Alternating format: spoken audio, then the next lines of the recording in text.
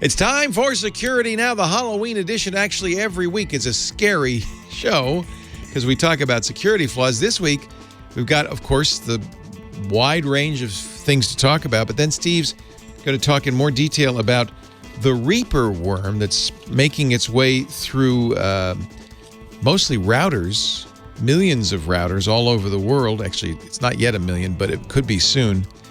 Steve explains why this thing is written better than most IoT devices. That's coming up next. Netcasts you love. From people you trust. This is Twit. Bandwidth for Security Now is provided by CacheFly at CacheFly.com. There's a Security Now with Steve Gibson, episode 635, recorded Tuesday, October 31st, 2017, Reaper Redux. Security Now is brought to you by Lighthouse. Lighthouse is the only security camera powered by the same technology that's in self-driving cars. Visit light.house/twit to sign up for 15% off Lighthouse when they ship and a chance to win a free Lighthouse, plus a year of service. See site for contest rules. And by WordPress. Plans start at just $4 a month. Get 15% off your brand new website today at wordpress.com/securitynow. It's time for Security Now, the show where we get together with this guy right here and chat about security, privacy, the internet, how computers work, anything on his mind. Steve Gibson. It's really a rare opportunity just to sit down once a week and spend some time talking to Steve, and I always look forward to that. Hi, Steve.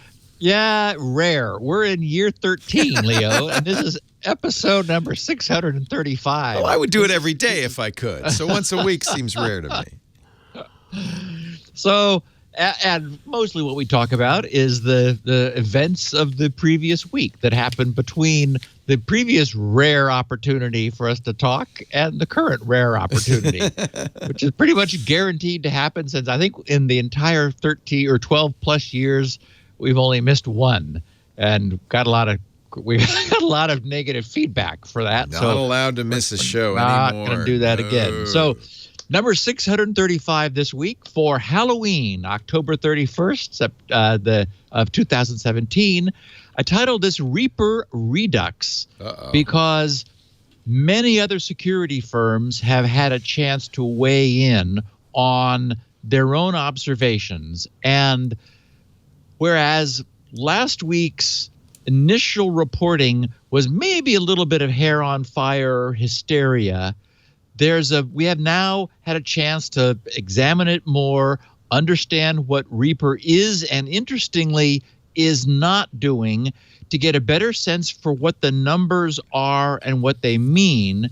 Depending on who you ask, the 2 million number was inflated, or maybe it's just pending and more. So we're going to wrap up today's podcast by talking about that.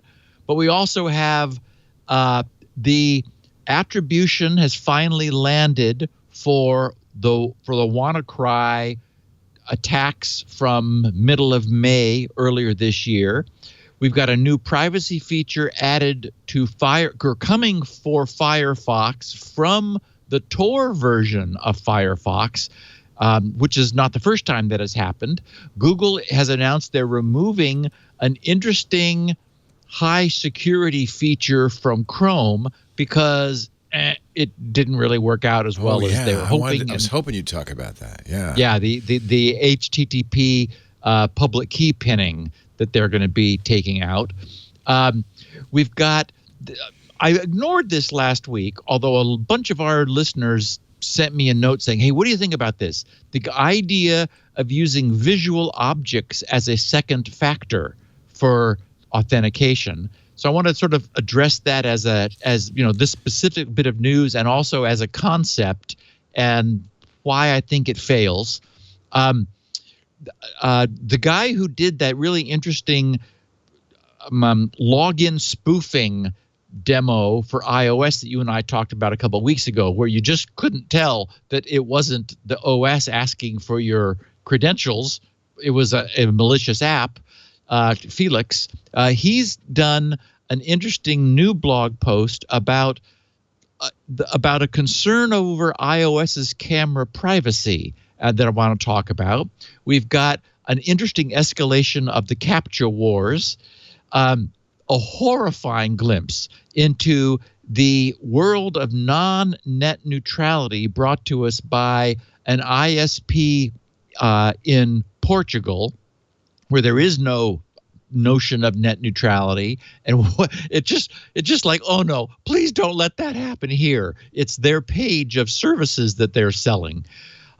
We've also got the relatively high-profile DNS hijacking of CoinHive, which occurred for sad reasons. You would hope that somebody like CoinHive would be doing their own security better than they were. We've got a new crypto malware has emerged, known as Bad Rabbit. We've got EdBot bringing us a Windows 10 anti-crypto malware security tip, a concern from the Israeli security firm whose name is escaping me right now. It'll come back, over spying vacuum cleaners. LG, it turns out, had a problem with their whole home IoT system, which would have allowed that. A new Amazon service, which is interesting, which is just beginning to happen, with some feedback from our listeners, if we have any time, and we will revisit the Reaper botnet with the advantage of a week's more maturity in our understanding. So, and of course, a fun picture of the week. So I think another great podcast for one of these rare episodes. As always, you're the master of great podcasts, Stephen. We're going to talk a little bit about our sponsor, and then we'll continue on with security now. But I think you can go get a cup of coffee if you want. But I think you might be a little interested in this product because it's a home security product, an IoT device that's just now on the market. It's brand new. In fact, I think you're pre-ordering it still. I did know about it, and I saw you and Stacy talking about it last week, didn't I? Yeah, yes. We're talking about Lighthouse. Light.house/twit. Let me pull up the website so you can see what we're talking about, or you can go there yourself, light.house. So the idea is, this is a really unique, it's kind of, I guess you could safely say it's a security camera in your house, but it's a lot more than that. And I think it's very, very interesting because it's got LiDAR in it, of all things. Inside this, of course, there's a regular camera, but there's a 3D time-of-flight sensor. There's two kinds of LiDAR. This is a time-of-flight sensor, which is not the kind used in cars. The car sensors have to get a whole 360-degree view of things as you drive. This one is a time-of-flight, so it's how long did it take to bounce the radar signal off of somebody to create a 3D image. What does it use it for? Probably optical interferometry. Something like that. Yeah, there is, in fact, there's another, you can't see it, but there's an infrared light as well in here. The idea is it creates a 3D structure of the room, but the room's not moving like a car. So it measures the time of light, time it takes the light to bounce off, creates a 3D model, and then it knows what's static, it knows what's moving, and I have to show you in the software because it's really cool. It actually can tell, it does recognition, who's in the room. It outlines them. It can distinguish between pets and humans because it knows our four-legged friends are not human. It is really amazing. And then they've added even more because the founders of Lighthouse came from the DARPANET challenge. Remember that fun challenge where the self-driving cars? He's an expert in artificial intelligence, self-driving cars. So they created a very sophisticated technology with Lighthouse. So that's our living room. There goes Lisa. You can see the outline. I'm going to say all okay. Turn off security alerts for now. I can go back in time. I can talk to it, by the way. There's a two-way talk, so there's a microphone. I can see what pets are doing. I can see the recap. I can even ask questions like, were there any people here? And you see how it's outlined, people moving through the room? That is now. If we see any cats, I think this is all going to be people. I can do some more searches. There's all sorts of sophisticated search capabilities. What happened while I was gone? It knows. I have one. Send me a notification when Lisa comes home. We'll do that. So your phone is going to let you know. I could say, what did the cat do while Lisa and I were out over the weekend? I can say, show me a summary of all the Saturday activities. Ping me if you see the kids with the cat. What's really fun is there's gestures as well. So kids can come up to the lighthouse camera and wave at it, and I'll get a notification that somebody wants to talk, and I can have a conversation with them. Let me go back to the video so I could show you this, because it is really, really cool. AI, 3D LiDAR. You don't get alerts for non-humans if you don't want them, or sunlight or shadows. It's smarter than that. And it lets you invite people to the app. So what we've done, Lisa doesn't like the idea of a camera watching when we're home. So I've set it up that when Lisa and I are home, the camera just turns off. It is not recording when we're home, only when we're not home. Of course, you can have it record all the time. It will know who people are. Will let you know if there's an unknown person in the house. When you're alerted to a possible security threat, you have an alarm button. You can speak through the camera, or you can call 911 directly from the app. I don't know if you saw that when I fired up the app. I love the ability to ask it smart natural language questions. That's what's really kind of amazing on this. 1080p live stream, two-way talk, night vision, 30-day video history, complete permissions, 3 different settings. So I use the setting, turn it off when I'm home, but I also have a setting, turn it off when the member's home. And so I can add members. I can even have guests and say, let me know when a guest comes in, and I can say who the guests are. They had pre-orders, but they're sold out. But that's the bad news. The good news is Lighthouse is about to ship. And I wanted you to get in on the action now. Light.house/twit. Light.house/twit. You'll get a 15% off discount when they ship, and a chance to win your very own Lighthouse plus an entire year of service free. That's worth $400. See site for contest rules. Light.house/twit. This is the most technology-packed camera. Stacy was mad at me when I bought a different security camera, and she actually called me a doofus. She said, the Lighthouse is about to come out. You want this. It tilts on its base so you can position it cleverly. I have it pointed so that it shows anybody who comes in the door, anybody who's in the living room, and it has the cat tower. So I get pet activity as well, because I like to see what the cats are up to. Light.house/TWIT. You could say, it's very sophisticated natural language programming. You could say something like, ping me if you don't see the dog and see a human and a dog between noon and 3, because the dog walker is supposed to come at that time. That kind of thing. Light.house/twit. Light.house/twit. I really think this is an interesting product, and I know you will too. And of course, firmware updates automatically pushed, all of the things that we talk about all the time for safety. And I'm sure before they come out, they will have a crack patch on this. They may have it already. Light.house/twit. Yeah, Okay. I didn't know that .house was a top-level domain. Oh, there's cool. lots of them now, aren't there? Yeah. It's amazing. And I like it. Yeah. Light.house is good. That's very good. Yeah, it's very cool. All right, continuing So on. As we know, reliable attribution for cyber attacks is always problematical. It's made difficult by the ability for attacks to be looped through or bounced off of remotely located innocent machines. And of course, it's a constant, it's a staple of detective novels, and you see it on TV all the time. Oh, they bounced it through 13 different countries before, it arrived. So we don't really know where the bad guy is. And that's sounds questionable, but of course we know it's absolutely true. It happens. So this makes determining where things came from difficult. But careful forensic research and reverse engineering of samples of the attack tools which are caught often reveals some clues, and we've talked about those over the years.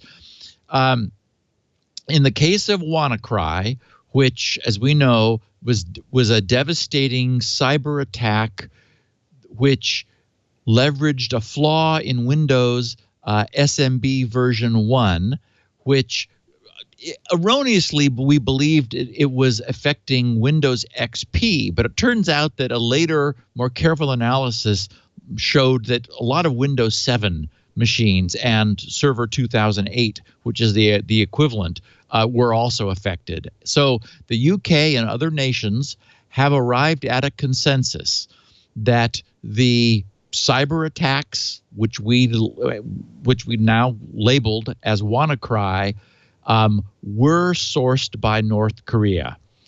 North Korea is known to have about a 6,000 strong cyber hacker group which is doing these things, and there's no attribution until just recently, where finally, after the analysis was done, it's like, okay, we got to hang this one on North Korea. So although the SMB attacks are still occurring, we're about to talk about a little bit later Bad Rabbit, which is using a different version of an attack which escaped from the NSA's control. WannaCry has been patched in, from Microsoft, even in Windows XP, which surprised a lot of people, but it generated so much negative press for them that they had to do it. But we know that it's very different to have a patch available and a patch applied, which is why the point you made, for example, Leo, about the Light Dot House having, taking Pushing responsibility for its own firmware. Yeah. That's going to end up immediately being required behavior for IoT devices, much like the Ring doorbell does and other things are. It's, as you know, for example, we'll be talking about the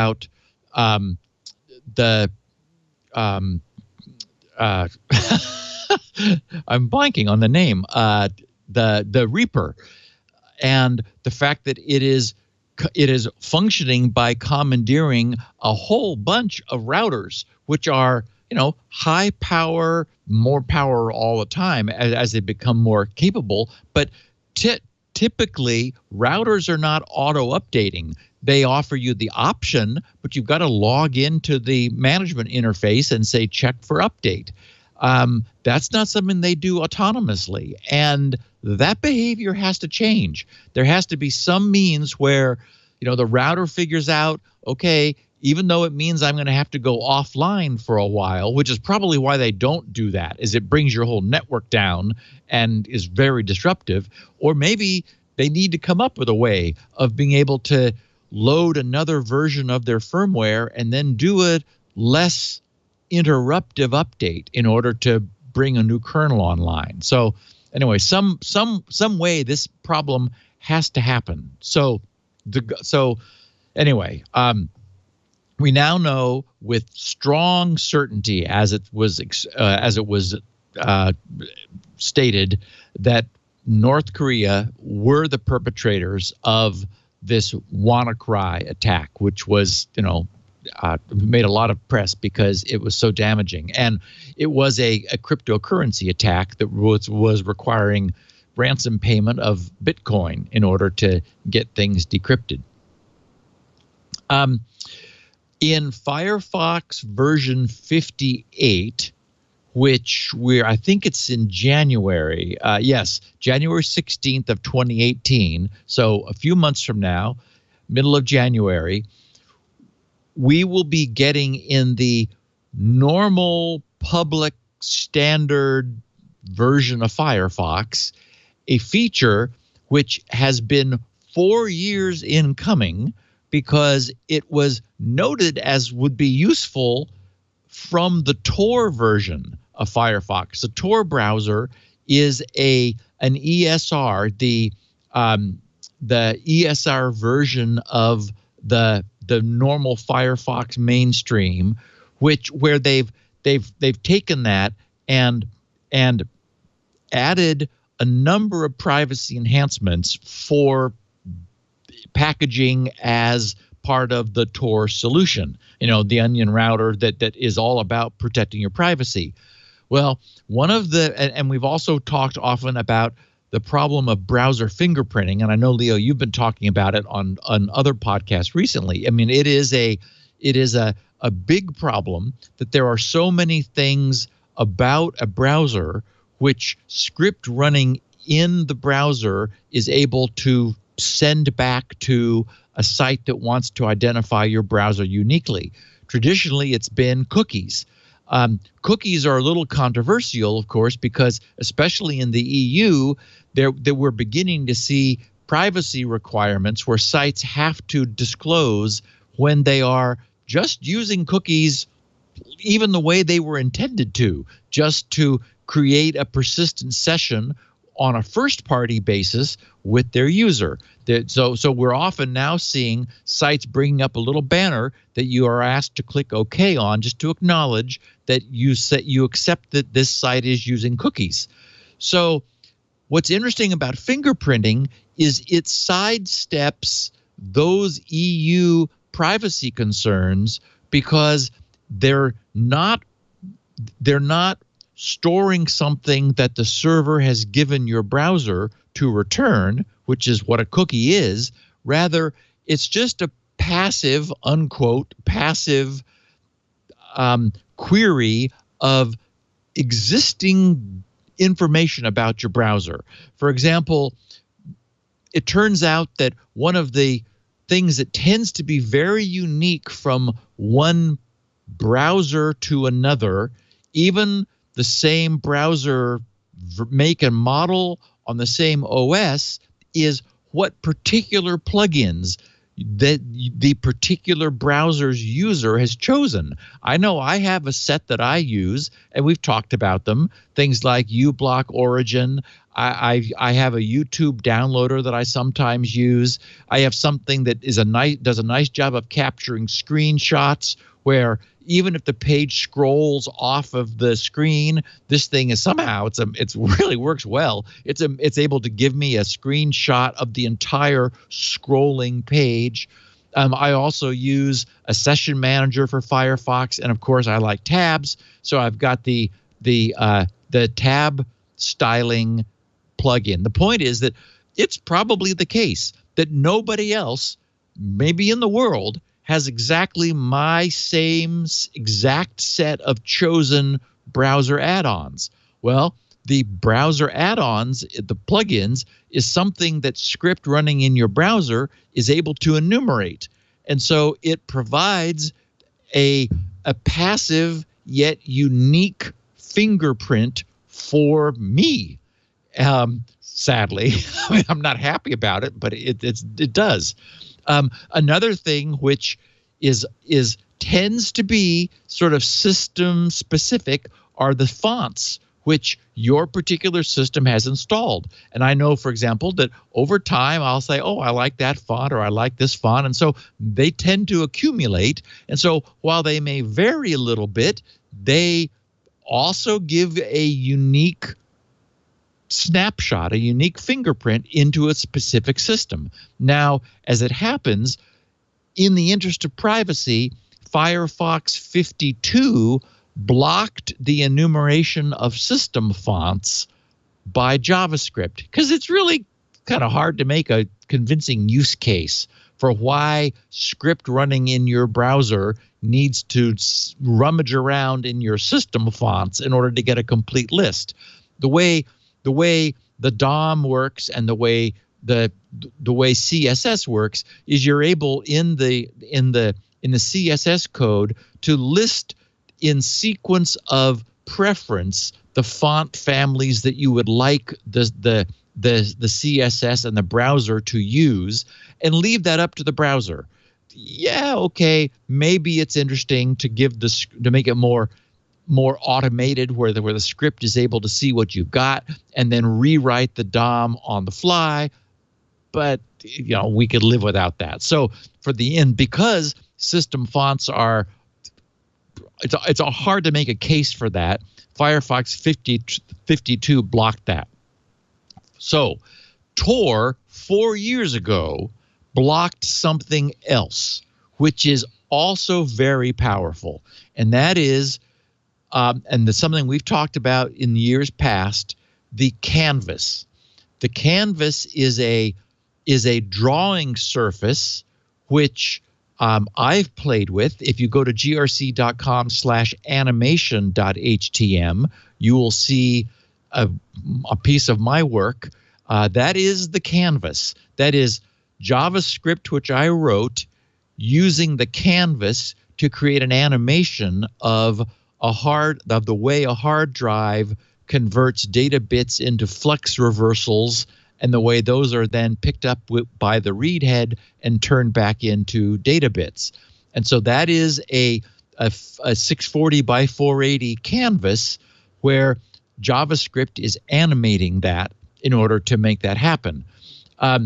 Well, what happens is, it turns out that you can draw on the canvas with script, and then you can scan the pixels of the canvas to get the RGB values of each individual pixel.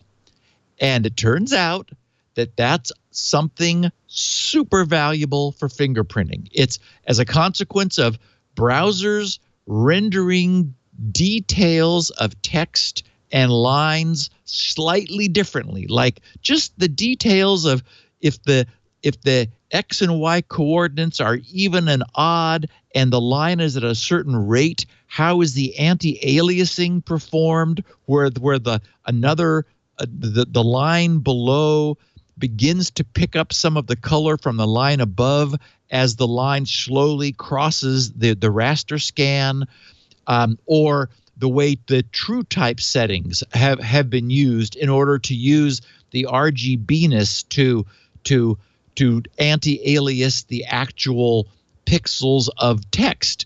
And in the show notes here, I have samples of some of the coverage of this, of the capital letter T rendered in different browsers on the same machine on exactly the same web content. So that T was being displayed essentially by the same page on two different browsers. And if you look closely, you can see slight differences in the coloration. The very first upper left pixel of the T of the left-hand T is a little pink, where it's not at all on the right-hand T.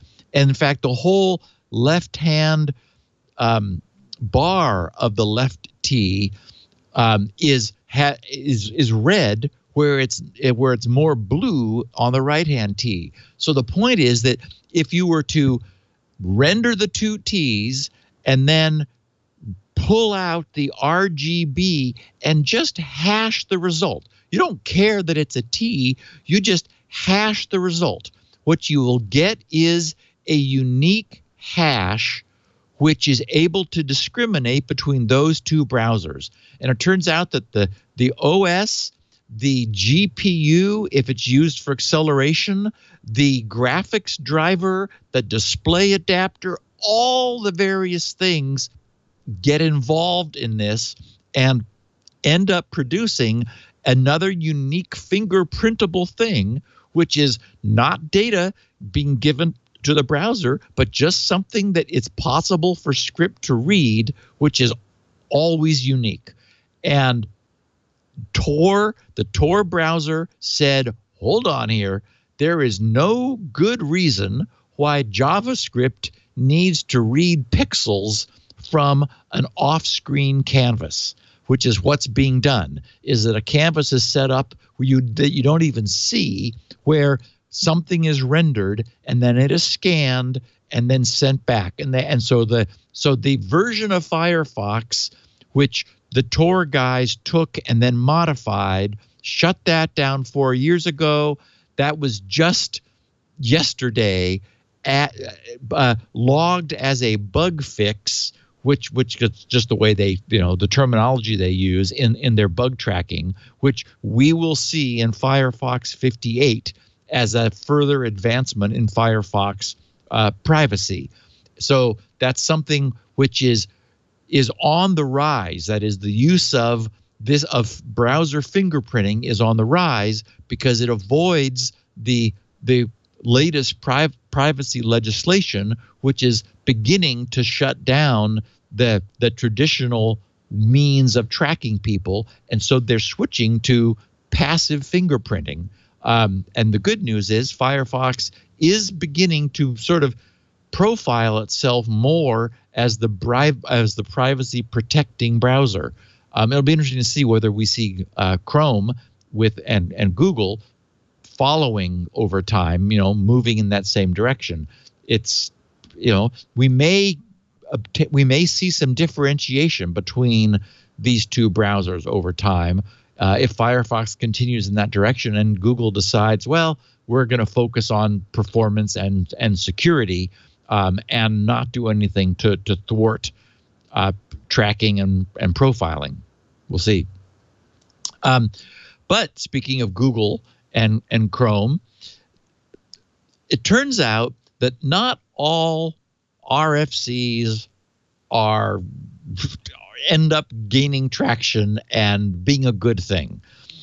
There's a technology that we've touched on, but I never really talked about too much because it always seemed problematical to me, and it looks like that's what the industry has decided. It will be leaving Chrome. It has been supported. It will be leaving Chrome early next summer in May of 2018. And it's known as public key pinning, or HTTP public key pinning, or sometimes just by its initials, HPKP. And it's ended up being problematical. It uses a fun acronym just because it sounds good, and that's TOFU, which is Trust on First Use, TOFU.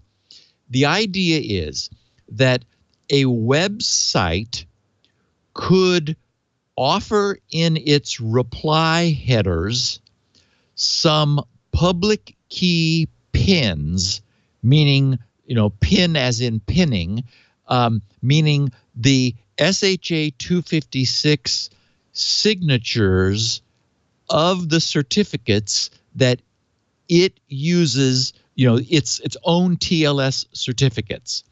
So the idea is that this would be a means for a website to supply compliant browsers, that is HPKP browsers, with the upfront knowledge of these are the signatures of the certificates that we use.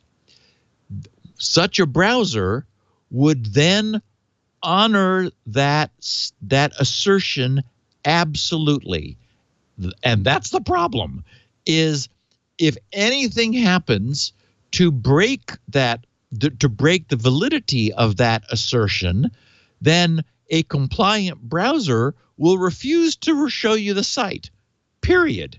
That is, the problem is that in order for this to be useful, because it's going to be received the first time a browser goes to a site and cannot be replaced, because if it could be replaced with an update, then that's what an attacker would do. So the only way these signatures get accepted is if there's a blank space for that domain in the browser, and once that blank space has been filled with the signatures, nothing can change them. Now they do expire, but there again, the max age has to be long. Otherwise, again, they're not really of much use, because if they're expiring all the time, then they may have expired when a bad guy has performed a DNS attack or arranged to be a man in the middle or whatever, in which case, again, they're of no use. So they're only of use if they have a really long expiration date. But while they are in place, you cannot change your certificate under any. I mean, you can't. There's no way to change this, and so it's like, yes, it's really good security until it's really bad security, and really bad means no one who's using a compliant browser who's ever visited you before can go to your site if your certificates change.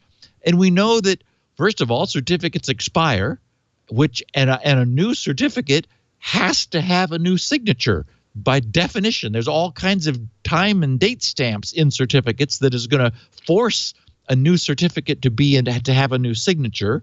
So, and we do know that sites sometimes have their certificates expire without them knowing it. So to use this mechanism responsibly and not have it bite you in the butt, it means you have to be very careful and cognizant and preemptive about bringing these expiration age down in anticipation of a planned whole internet revamp of any pins that exist in browsers. And anyway, so what has ended up happening is it's too brittle, it's too fragile, it's too error prone. It was a good idea, but it was more trouble than it was worth. And it is going away. So, not all ideas that surface as RFCs end up being a good idea. And this one is dying. It will be leaving Chrome. And it turns out it never really gained much traction. I remember seeing, as I was doing some research into this, something like 0.04% of the top bunch of like the Alexa's top 1 million sites or something were using this. I mean, it's just, you really have to have a need, and boy, you got to be responsible if you're not going to end up just creating your own denial of service attack on your own site by needing to change your certificates but having pins not expired in browsers that are compliant. So yeah, steer clear of that. I mentioned that last week a number of people were asking me about this idea of an image as a second factor.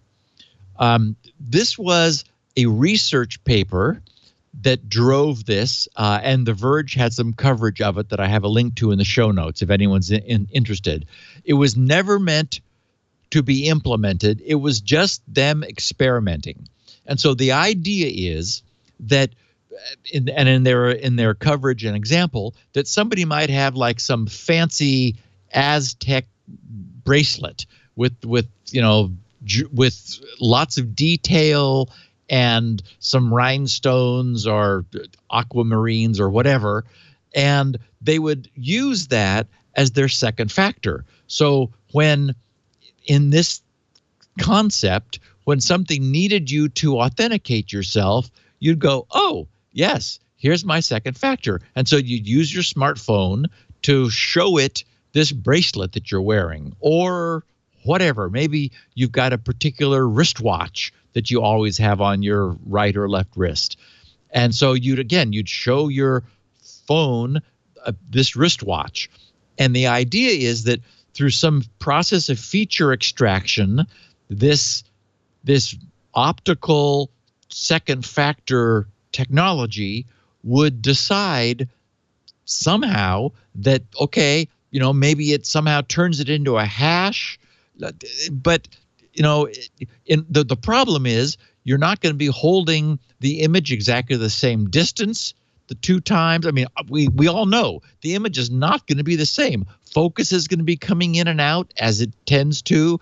There's going to be some image stabilization problem because you're just holding your hands up. It's not going to be the same size, the same orientation, and so forth. So there are some big hurdles to overcome in in turning this into something like a hash. And you don't want it to just be a go, no go, like, is this the same thing I've seen before? Because that wouldn't be secure. But the biggest problem in my mind is replay attacks, because nothing about this is replay attack proof.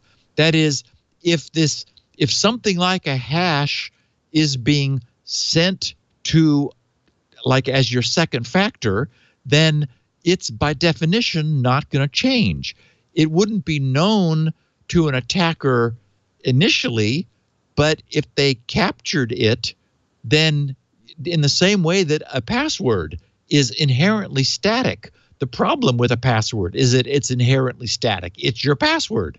And so the problem people have is in repeating their password properly, because it is a static thing. So if this is just a repeated hash of some feature extraction of an image, then that's just like a second password, which is better than only one password, but it's not nearly as robust, for example, as the existing infrastructure that we already have in place, which is a time-based one-time password, which is, by its nature, and the reason it's time-based is that it is replay proof. The idea being that no server will accept the same token twice, and the token changes every 30 seconds. So that's much better than saying, oh yes, here's something that I showed you before and I'm showing it to you again, right? It's like, okay, but so is a password. And this just seems way fuzzier and less, robust to me. And the other, so a time-based one-time password is better because it's replay proof. The problem it has, as we know, is that it does require that the server hold a secret. That is, there's a shared secret which does not go over the wire, but it is shared, and which is what it allows the server to know the proper answer to the time-based one-time password. So your authenticator has the secret, the server has the secret. In fact, remember that the way these things work is the server gave you the secret typically in the form of a QR code, which your authenticator then captured, so that now you're sharing the secret. So the problem there is that if the server loses its secret, then that could compromise all of the customer bases of its customer base's one-time passwords, which, remember, is exactly what happened with the RSA breach back in 2011, where all of their RSA's Secure ID product line, which are 6-digit time-based passwords, was compromised, because that was the huge concern, was if their secret key database escaped, and in this case it did, that was bad news. So that's why the one step further is what the state-of-the-art authenticators use, like my own Squirrel system, where we use a public key challenge response system, where the server has the public key, not a shared private key. And then the way the system works, the way you get replay protection, is that the server generates a nonce, a unique challenge, which it sends to the authenticator, which the authenticator signs using its private key, and then it returns the nonce and the signature, and the server verifies, yes, that's the nonce I sent, and oh, look, it was signed properly, which it's able to verify with the public key. That's the next generation, which we're just in the process of beginning to move to. So that sort of creates a hierarchy of authentication quality. And unfortunately, interesting as the idea of sharing, showing your phone something, it doesn't have any of these characteristics of that are replay proof and ultimately proof against server-side compromise, which we really do want in this day and age. And Leo, time for me to sip some coffee, and you tell us about another sponsor. And I would remind you, you forgot to show us the picture of the week. Oh, thank you for the reminder. We will save You and I were laughing about it at the top of the show. Right. I think you thought, because I saw it, that everyone saw it. But no, in fact, only you and I. But we will show it. That'll be a little tease for us. Perfect. After the show when we come back. But first, after the ad when we come back. But first, a word from WordPress.com. Steve, you use WordPress, right? Yes, and do. In fact, that they are my blog providers. That's what I thought, yeah. Yep. I use WordPress.com. I love WordPress.com because it gives me the capability. I'm actually in my administrator page. I'd have to log out. But actually, it's kind of good to see what it looks like to use WordPress from the web. One of the things that's cool about WordPress is, besides the fact that 28% of all the websites in the world run on it, and by the way, at WordPress.com, which does my hosting, I automatically get HTTPS. That's all built in. But one of the cool things about it is the WordPress API is so established. There are lots of third-party apps that write directly to your site, allow you to do all sorts of stuff. But it has a fantastic ability to do everything you need to from a web-based graphical browser. You can go in and do all sorts of things. They've just added, and I could set up the store now if I wanted to, a beta for an online commerce site. You see stats, which are fantastic. You know which countries people come from. All of this comes with WordPress.com. WordPress.com does the hosting, does the software, gives you, of course, a huge variety of themes to choose from. And one of the nice things that WordPress does, because the content is separate from the theme, you see I use the theme 2017, I could easily, and I fully control it, without changing any of the content, just get a new theme, say, I'd like to use a different theme today. Easy peasy, and all the content's the same, but you've got a brand new look. I hesitate showing all this for the geeks who listen to this show. Probably this is meaningful to talk about all the great stuff you get behind the scenes. I don't want to scare anybody away, though. And that's one of the things that's really cool about WordPress. WordPress.com makes it easy for somebody, especially a business owner who has avoided setting up a website because they're intimidated by it, to create a great website. Let me log out of my page. Let's see. Oh, by the way, two-factor, which is very, very nice. WordPress.com offers you a really nice selection of templates, 24-hour support Monday through Friday, weekends too, so you don't ever have to be wondering what's going on. You don't need to be a guru of CSS or HTML. You don't need to understand websites. And I know those of you listening to the show do. But if you have friends who have businesses, whether it's a restaurant or a plumber or a hairdresser, they don't have a website, you owe it to them to say, Facebook is not your friend. Twitter is not your friend. Your page on Facebook should not be your company's website. Sure, have that page, but point it back to a website you control, you own at WordPress.com. Easy to set up. You don't need to hire somebody. You don't need experience. If you want to hire somebody, WordPress is so well supported. There are more experts who can help you than any other platform, but you don't need to, and that's the beauty of WordPress.com. I've been using WordPress for more than a decade. I first set up my first WordPress site early in the 2000s, and I love it.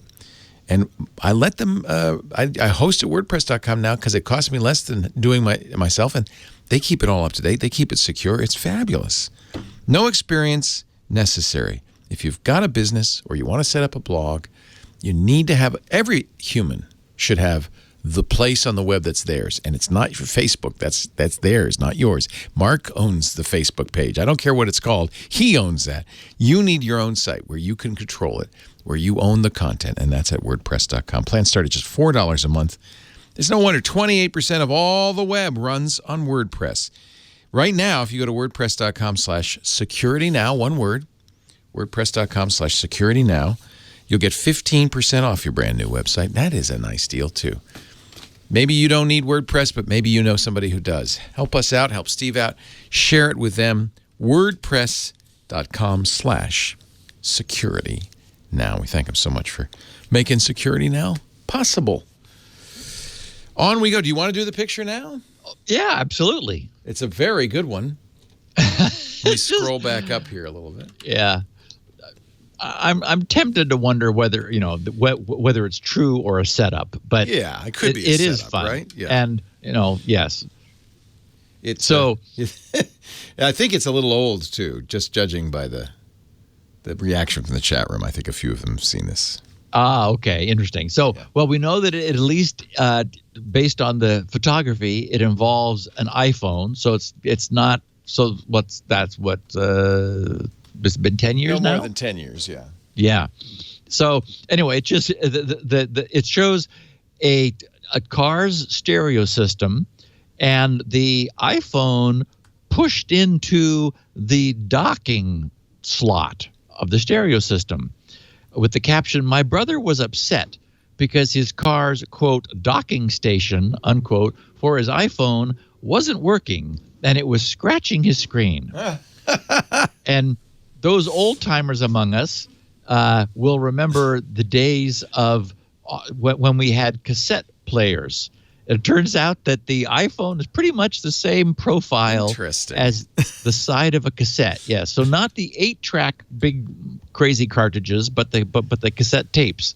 And if we were to believe this, somebody thought, "Oh, look, docking station for my iPhone." It's perfectly. Yeah, that's right. You might wonder why. I'm not sure what happens if you hit fast forward on the iPhone, but that's funny. Anyway, fun picture. So, our friend Felix Krause, who has been sort of working at improving iOS security by poking at it, as researchers do, noted some concerns over the way iOS handles the camera. And our takeaway from this is it's worthwhile periodically doing a little privacy audit of your iPhone or iOS device, meaning I guess iPods and maybe iPads, privacy settings. Under privacy is camera, and you're able to see which applications over time you have ever given permission to use the camera. The reason an occasional audit is useful is that those things never turn themselves off, so they tend to accrue over time. And you might find applications that you kind of wonder, wait a minute, why does that have access to my camera? So the point is, what Felix noted is that once any app has ever been granted access to your iOS device's cameras, it can access both the front and the back camera, record what it sees anytime that app is in the foreground, take pictures and videos without notifying you in any way, do anything it wants to with that content, upload the pictures and videos it takes immediately, perform face recognition or detect facial features and expressions. iOS 11 now builds some feature extraction, facial feature extraction into the underlying framework. And all of that without indicating in any way that your phone is recording you, taking pictures, taking videos of you and your surroundings. No LEDs, no lights are shown, no indication of any kind, which is not to say that apps are doing that or that they would be doing so maliciously, and they can only do so when they have the foreground, when you're using the app. But if you just, I think it's probably worth looking through, doing a little audit under privacy camera under your iOS device settings, just to see whether you still think it's a good idea for all of the apps that currently have that capability to keep them. And of course, there's switches there. You can just flip them off, if so to speak, if you decide that you don't want those, all of the apps that have access to your camera to retain that right. Because as Felix notes, you are relying on the proper behavior of the application to which you have given, which if you ever gave it access. For example, sometimes an app may just want to brief, like during setup, acquire access to the camera to take a picture of you in order to establish an icon or an avatar for you. But then there's really no need for it to have enduring access, but by default it keeps it unless you say you don't need that anymore. So again, probably worth just keeping that in mind, just from a privacy standpoint. You could do a little audit in iOS. You can go through. There's a permissions section, and I Right. do this periodically. Go through all the permissions and turn off ones you don't think are necessary. Because you're right. Exactly. I mean, it could just be, Snapchat does that. Let's just get a picture. Well, I guess Snapchat continues to need access, but there are other apps that do that. Let's just get a picture of you, or hey, let me scan the QR code, that kind of thing. Yeah, revoke it. And I actually feel that way also about location services. Same thing. Yeah. Yes. And locate, as we know, the location system in our I devices uses a lot of power. It's a big battery drain. And if you look through location services, it's like, what the heck? I mean, I want Google Maps and I want Maps, and that's about it. But you'd be surprised how much crap in there wants to know where you are. And it's like, this is none of your business where I am. So location services is another very worthwhile thing to turn off. And you can say, there's like never, always, and only when I'm using. And so, for example, I have everything set for never except a couple mapping apps where I have them only when I'm using them. And what you'll find is you can recover an awful lot of battery life just by keeping things from just being able to monitor where you are all the time. It's amazing that, and of course, Apple's always trying to turn that back on. And when you turn it off, it's like, oh my God, not everything is going to be able to know where you are. It's like, yeah, it's none of their business. So anyway, another thing worth auditing, I think. One of the problems we have, as we know, with the net is bots and botnets. And on one hand, it is super powerful to have them because, for example, Google revolutionized finding stuff on the internet by turning bots loose, spiders, to crawl around the internet and find everything and then index it. So that's super useful. But unfortunately, with all the good comes the bad. And we know that there are bots trying to get up to all kinds of mischief, creating accounts on sites. For example, we've talked about how bots have abused Ticketmaster. And so Ticketmaster has had to come up with ways to prevent bots from buying tickets and then reselling them, because that isn't what they intend. They want humans to do that, not automation. And then there's bots that scrape sites and copy their content. I know that Craigslist has anti-bot scraping technology because, again, they want people to be viewing these pages, not automation to be abusing their intent. So as we know, CAPTCHAs are the result of our attempt to determine what is a human and what is a bot. And the CAPTCHA itself is an abbreviation for completely automated public Turing test to tell computers and humans apart, CAPTCHA. And we've talked about CAPTCHAs and their evolution for years, and how, for example, now Google is using much more of the intelligence they have about the history of you and your computer and your IP and the Google cookie that you're carrying, so that you don't even have to solve a test anymore. You just have to click on the yes, I'm not a robot, and they think about that for a minute or two, and then they say, okay, yeah, we agree, you're not.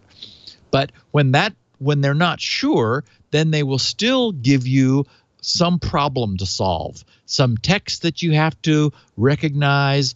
If you have a problem with eyesight, then there's an audio option that you're able to use as part of Google's so-called reCAPTCHA system. Well, just in the last week, some research has come to light where two different groups have managed to, with a high degree of success, spoof the state-of-the-art reCAPTCHA system. One group has named their solution UnCAPTCHA, and they've taken 6 different speech recognition systems: the Bing speech recognition, IBM's Google Cloud's, the Google speech recognition, which is distinct from Google Cloud, the Sphinx system, and the Wit AI. They feed the audio puzzle from the audio flavor of Google's reCAPTCHA through all 6 of those, and then aggregate the results and feed the most likely consensus answer back to Google with 85% success and far higher speed. In tests that they performed, their experimental system was able to break 450 reCAPTCHA challenges with 85.15% accuracy in little less than 5.5 seconds, 5.42 seconds, which, is less time than one person could listen to and respond to a single reCAPTCHA audio challenge. They did it 450 times with 85% accuracy. So that's the audio side. There's a different group of researchers who tackled the same visual CAPTCHA challenge. They don't have quite the level of success, but they managed to develop an AI vision bot that is able to break various CAPTCHA systems with varying degrees. Google's reCAPTCHAs, where you say, okay, you're not a bot. Google's not sure, so then they give you the visual challenge. Their AI vision bot is now up to 2/3, 66.6% accuracy. It's able to solve the optical CAPTCHA. There's another type of CAPTCHA known as bot detect, which they can do with 64.4. Yahoo's seems to be tougher. That's at 57.4. And PayPal is about the same. Their image challenge, they're able to solve at 57.1. So what we're seeing, and this is, I guess, foreseeable, is that, bots happened. We came up with a solution, a set of puzzles that would stump the bots. That worked for a while. Then researchers said, okay, let's come up with more human solutions using existing technology and AI in order to push this bar further, and they have, to the point where, unfortunately, it looks a little bit like we're beginning to lose that battle for this kind of puzzle. Yet, I really do like what Google has done, where in the general case, they're not presenting any puzzles. They're just saying, based on our aggregate analysis of your past behavior, we already know you're not a bot. So just, click the I'm not, and we'll move on. Although relevant to your earlier discussion, if they're not sure, they'll give you pictures.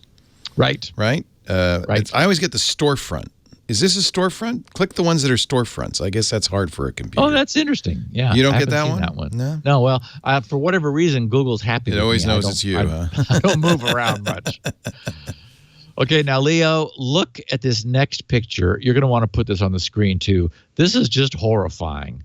This is an actual web page from a Portuguese ISP where net neutrality doesn't exist, showing how their customers are able to purchase which types of bandwidth they want access to. Messaging, and we see the icon for Skype and FaceTime and iMessage and a few others. And that's for, looks like what? 4.99 euros per month, I guess. Or you can, so that's the messaging package. Or then you can also get the social engineering, or the social engineering, the social package, where we have Facebook and Twitter and Pinterest and LinkedIn and a few others. Or you've got the video, also for 4.99 euros per month, or the video package, where you get access to YouTube and Netflix and a couple others, or the music package, or the email and cloud. And anyway, the point is that in this scenario, this has all been broken apart. And it's unfortunately, it's reminiscent of what we're subjected to with cable TV providers these days, where you choose, which things you want, not a la carte, but in lumps, and always end up with things that you're paying for apparently, but not using. And anyway, I just thought this was sort of interesting. A bunch of our listeners sent this to me, and I thought, yeah, this is, not the world we want to live in. This is a wireless provider, I'm guessing, because of the 10 gigabyte cap. Right. Yeah, that's weird. Ugh. Yeah. Yikes. Do they? Well, here's the question, which is not clear. Do they block these services unless you pay for them, or does it? I mean, I wonder what they're offering here. Yeah, maybe what somebody I from think, Portugal could tell us. Yeah, right. By who is able to read this? What I assume what this means is that you pay them if you want access to these services, and so yes, if you don't buy those, you don't get them. That's just terrible. I know. That's just terrible. I know. Or is this offering 0 rating, which it kind of feels like it might be. In other words, if you pay for the video package, then none of the bandwidth you use for Netflix or YouTube or Periscope or Twitch goes up against your bandwidth. That's kind of what I'm getting from my imperfect Portuguese. Is it looks like this is saying if you want this, you still get access, but if you don't want it to count against your cap, you pay for it. And in that move above, it says something for the Pago first month, Unlimited. Yeah. That's my guess, but who? I don't. Yeah. Well, let's just hope this doesn't ever happen to us, because I just want to pay Cox for my connection, and I am super happy with it. Just let me do whatever I want to with it. Would it be okay with you if ISPs just had speed tiers, or conversely, well, they do now. They do now. Or conversely, if they had like speed tiers but bandwidth tiers, like if you want, how much bandwidth do you want? What if you just paid by the byte? The way we buy electricity. Yeah. The way we buy electricity. Yeah, that would be okay, wouldn't it? I think it would, because then everybody's equal. Yes, and I tend to be a low bandwidth user. I'm experimenting with cord cutting now for the first time in my life. But until then, I was just using cable TV, and so. Yeah, but even if you use, that seems more fair. Like if I'm 100 gigabyte or a terabyte a month user, it would make sense for me to pay a little more. Maybe give us all high speed, or I guess you could still tier the speeds. But and the main point here is access is equal. So you're paying the same amount per byte that you'd for Netflix that you'd pay for YouTube that you'd pay for Skype. And really, why shouldn't somebody who's downloading massive pay more? Tens of terabytes a month, right. They should pay more. That's not against net neutrality, because that is completely neutral. It seems fair in the sense that you're paying for what you use, just like electricity or water. Correct. It's more like a utility. By the way, somebody in the chat room, Dave, says he's Portuguese, and that's exactly what this is. It's you pay for 0 rating for these services. So you pay 4.99 euros a month to get, and then you're not billed. Unlimited. You're never billed for video. So if you watch a lot of Netflix, pay an extra 5 euros a month. That seems not too horrible. But again, I prefer. It does mean that, that does mean that they're getting involved in there's 0 rating, do. which we don't like, because I'm not on Twit's not on that list. So you might be more likely to watch YouTube than Twit, because hey, it doesn't cost me anything to use YouTube. It might cost me something to use Twit. That's why it seems to me paying per byte is the way we should work this out. Yeah, I completely agree. Yeah. I think it just seems fair. And it fits you want models that make sense. And so if your provider is going to run bigger pipes and fiber and so forth in order to be able to deliver, to like beef up their own infrastructure, then they want remuneration. And it should be the people who are requiring them to make that investment be the ones who pay for it. Yeah. Yeah. It would still impact TWiT, of course, because say we have very large files. There'd be an actual cost for each show that you watch. Well, and I wouldn't be surprised also if there isn't a quantity discount. That is, the more you so there is a tiering system where big users, yes, and there's that way with high power users too, like with big electric users. Oh man, we get right up in that top tier every month. That's why we ended up getting solar. It got to be very expensive. In California, electricity is extremely expensive. I know. That's why, as I was saying, actually, it was Mark Thompson who explained to me that you couldn't crypto coin mining anymore because you just can't pay for the power. Right. Just you're literally paying more than your miners are able to produce. So speaking of mining, in a bizarre, but I guess not that unexpected attack, the CoinHive guys, who are the premier web browser mining provider that we've been talking about the last few podcasts, they got their DNS hijacked. Ooh. And get a load of how. 3 years ago, back in 2014, we covered, and there was a major data breach at Kickstarter, which exposed a large number of passwords.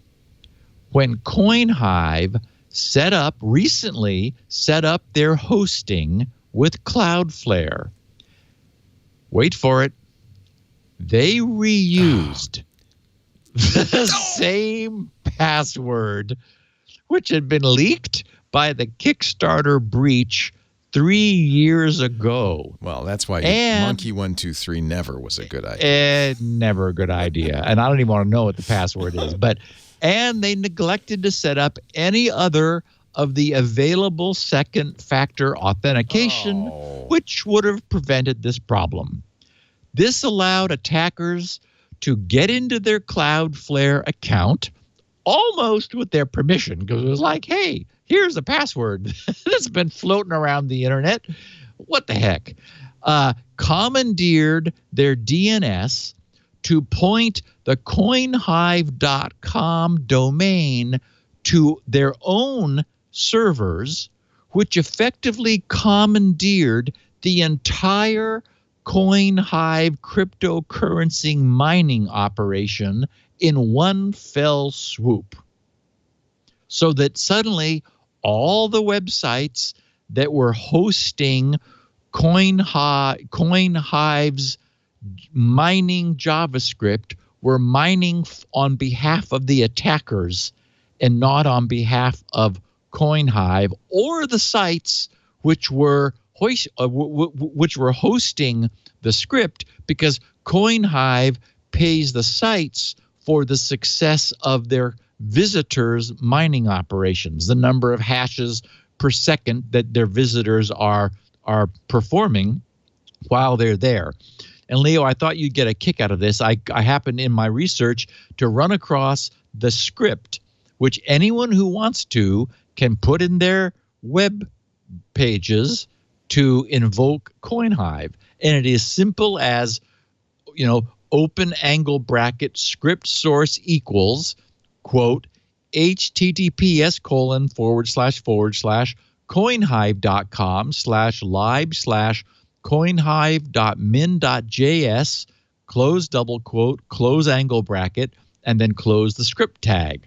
That's it. Of course, you're loading JavaScript from CoinHive. Yeah. Yes, exactly. Yeah. And so that's why when the bad guys redirected coinhive.com to their own servers, you are now loading their script rather than the script from CoinHive, which of course ran scripting but in this case, it accrued to the attacker's benefit. Wow. But that's just how easy it is. It takes a couple lines of JavaScript stuck in the browser headers in order to invoke mining. Although it's worth noting that we're seeing a strong backlash from the providers of ad blocking and even the AV folks are getting involved and stripping this stuff out of pages on behalf of their users who are saying,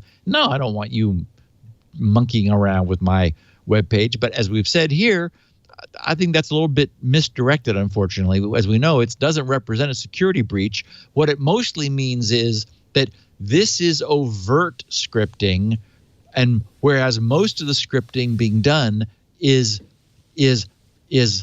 not visible. This, if something pins your CPU, whoops, that kind of makes it visible.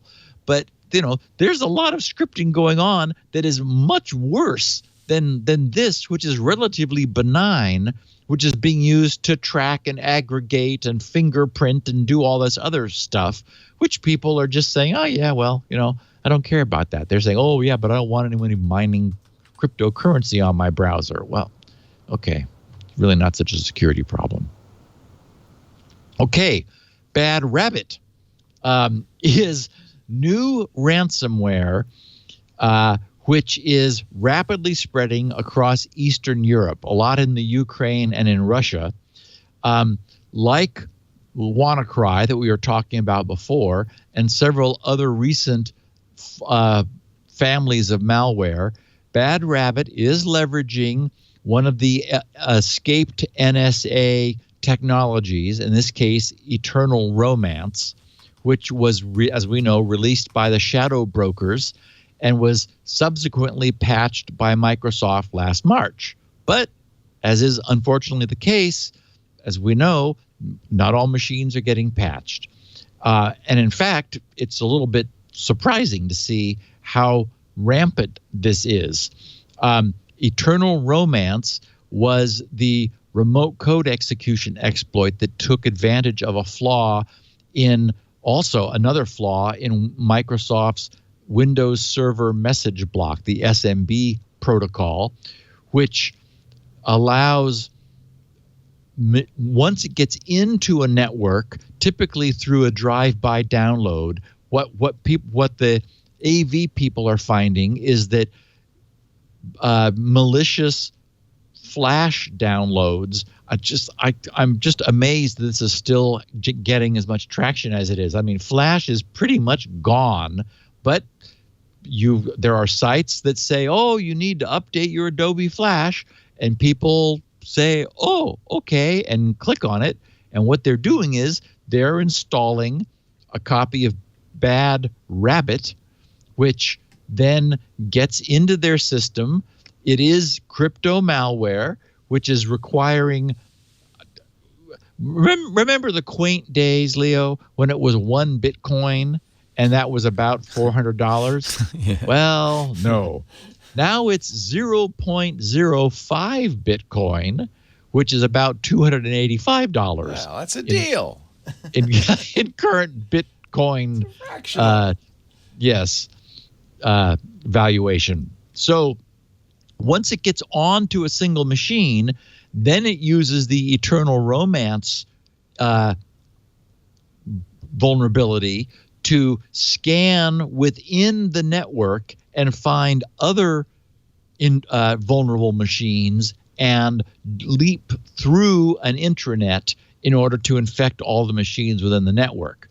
So, this brings us back to our standard advice, which is number one, never, in all caps, never download anything offered to you by any website. And remember, even trusted sites may have been and often are transiently compromised.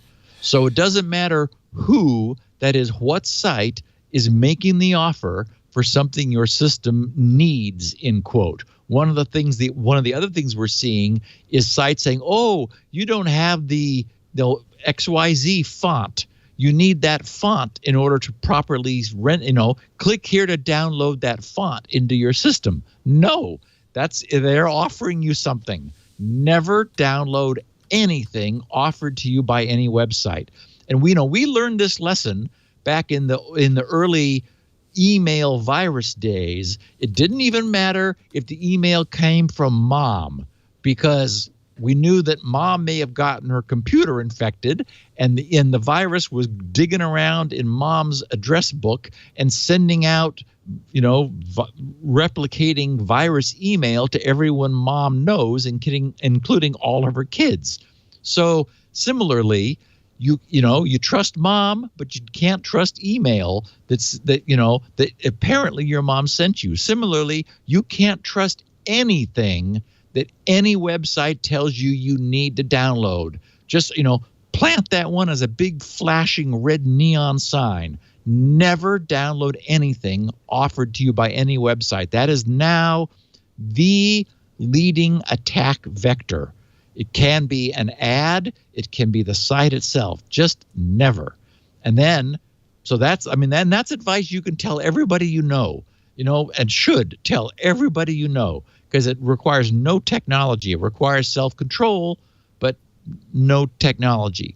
Then we know, people who listen to this podcast, that we want our networks behind NAT routing firewalls, which are, NAT routers, which are inherently firewalls with universal plug-and-play disabled wherever possible. That is, if it doesn't break something, turn it off, which is, generally good security advice. And also, if possible, we want to establish and maintain network isolation. So if you can have, like many routers are now having guest networks. So you want, for example, your IoT devices and visitors to be on the guest network and keep isolation with your more valuable computers on a separate network. To do that as much as possible. And finally, keep up to date with all patching. Not only your systems, which now patch themselves, but the IoT devices that aren't yet up to speed, that aren't yet patching themselves, as really all future IoT devices are going to have to start doing. That just has to be a requirement for next generation IoT, is that they are able to preemptively update themselves, and they're being offered by suppliers, by manufacturers who are responsible in after purchase maintenance of these things, because they're all computers. There's something that is going to be that I wanted to put on everybody's radar that will be appearing in the Windows 10 Fall Creators Update, and it's I didn't write the version down. It's something 1702. 1709. Yeah. Okay, good. Ed Bott made a note of it, and I wanted it to bring it to everyone's attention because it's a very nice feature, which is not currently enabled by default. And it has the feeling of something that Microsoft will eventually turn on once they have a sense of like what it breaks and how and what they have to do. It's known as controlled folder access. And it's a feature of Windows Defender. So Windows Defender has to be turned on. You have to be using it so it cannot currently be used with third-party AV. It's got to be Microsoft's, built-in Windows Defender. Under virus and threat protection, it's called controlled folder access. Off normally, you want to turn it on, but do so. I wouldn't tell all your friends yet to turn it on. See how it works for you, because Microsoft's goal is that it adds powerful and apparently effective anti-crypto malware features. What Microsoft is trying to do is to identify software which should not be reaching into what then become protected folders. which are the stuff that crypto malware wants to encrypt because it's the unique stuff, your own documents and pictures and music and things that you may need to get back. So there are, after you turn it on, there are two other options below there. One is protected folders, which displays the list of folders whose contents are then being protected from tampering by malicious or suspicious apps. The default list includes data folders from the current user's profile and from the public profile, so that you're able to do some curation there if you want to. And then the second thing is which apps are allowed. So there's an allow an app through controlled folder access. You may find that something is that you know and that you trust, but that Windows Defender doesn't yet, is having a problem. So you can go in there in order to whitelist things. So this is, I can understand this not being turned on because it could upset things. I have a picture on the next page of the show notes of this page from the dialog from Windows 10 showing this thing switched on and those two other items that you're able to click in order to open and explore. So I just wanted to make sure people knew it was there. Seems like a good thing. It'll be interesting to get some feedback over time.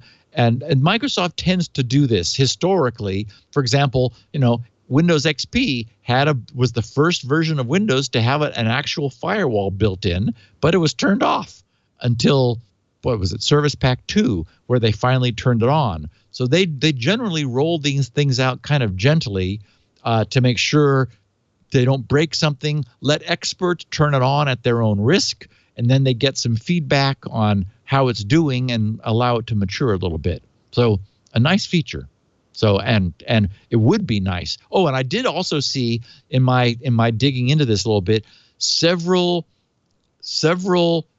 AV systems were being blocked as they should have been. I saw some reporting saying, "Whoa, well, this thing did stop us, and we're glad because our tests of ourselves demonstrated that it was catching unknown software trying to make modifications." So that's a good sign. And time for our final insert, Leo. I could tap dance or sing a song or show you my Halloween costume, but we don't have an ad. So take a nice drink, enjoy, relax. I like this controlled folder access. It underscores more and more why you don't need an antivirus because, you're breaking the antivirus, right? So, why should I let a third party with, in some cases, dubious security themselves access to my system? I completely agree. Yeah. I think we really have moved. Again, another example of Microsoft sort of, bringing out a feature and moving it slowly forward. They've been, what has it been, a decade since we're beginning to get we have the little house down on our tray and it's, downloading updates and it's, the writing has been on the wall. AV companies, you don't have an infinite opportunity here. It doesn't make any sense at this point. And you and I have been, singing this tune for quite a while now. Oh yeah. So, Checkpoint was the Israeli company that I couldn't remember the name of at the top of the show. They found a worrisome vulnerability in a widely deployed LG SmartThings smart home devices. LG calls it the SmartThink, SmartThinQ smart home devices. Unfortunately, there was a design problem which Checkpoint found. Had it not been fixed before disclosure, and they worked with LG, the Checkpoint reported, was very responsible and immediately fixed this and has a system which was able to patch in place, which is what we want. So after the fact, after this was fixed and the fixes were pushed out, Checkpoint disclosed what they had found. And essentially what they found was what they called home hack, is they named their vulnerability, gave the attacker the potential to spy on users' home activities, among other things, via the HomeBot robot vacuum cleaner, which has a video camera. And there are, as of the end of 2013, so about a year and a half ago almost, more than 400,000 of these camera-equipped HomeBot robot vacuum cleaners. And essentially, an attacker located anywhere in the world could get into someone's home remotely, commandeer this vacuum cleaner, and turn on the camera and drive it around the house. In order to literally, you would have a mobile camera, wandering around, and you kind of look at it thinking, well, it doesn't look like it's following its normal vacuuming path. No, some bad guy is steering it, going wherever they want to go to see what they want to see. So anyway, but this was a real life example of an in-place active vulnerability that probably by now easily more than 500,000 homes had before Checkpoint found it, responsibly disclosed it, LG fixed it, and thank goodness they were able to just to push a fix out to their entire install base of these connected devices and close this problem. This is a perfect example of why it's crucial that IoT devices moving forward be able to manage their own security. It just has to happen. And so, Leo, get a load of this one. As I was doing the reporting on this, I'm thinking, okay, how long, count the seconds before you have this ordered up? Because this is a new service. Not at $250. No way. Oh, okay. It is a little pricey. Yeah, and it doesn't. It's not. I can't get it here either. So. Oh, okay. So it's not available. Is it regionally? Yeah. Well, exclusive? he's talking about the Amazon Key service, which lets Yes. the delivery person in. The reason it's only available in 37 markets, it has to be a market where Amazon deliveries occur from Amazon's own Amazon Logistics truck. They don't let UPS, FedEx, or the U.S. Postal Service do it. Oh, that was a big question I had. Yeah. Okay. So we're not in one of those areas. That's all. Yeah. I am, but I'm not letting them in. So, Why'd you think I'd let them in? So, yeah, well, because Leo, you're home all day. This is why people would do it. If stuff's getting stolen from their porch. Yes. And so having an Amazon bonded delivery person. So let's explain what this is. New service from Amazon called Amazon Key. First of all, it relies on Amazon's new Cloud Cam, and a compatible smart lock. The camera functions as the hub. It's connected to the internet via, of course, the residential Wi-Fi. It's positioned to show the front door and entryway from inside the house. So it's showing, the what do you call it? The region inside the front door. The foyer. The foyer. Thank you. The camera talks to front door locks, either manufactured by Yale or Kwikset, over the Zigbee wireless protocol. So when an Amazon courier arrives with a package for in-home or at-home, and actually in this case, in-home delivery, they scan the package's barcode, which sends the request to the Amazon cloud. If everything checks out, you've signed up for the service at this location and so forth, the cloud grants permission by sending a message back to the camera, which then starts recording the video. Once the video is started, the courier gets a prompt on their app and swipes the screen. The home's front door unlocks. The courier opens the door, puts the package in the foyer, closes the door, does something else on their scanner, which causes the front door to lock. The customer receives a notification that their delivery has been made, along with a short video showing the whole drop-off process from before the door was unlocked to after the door was relocked in order to confirm that it was done.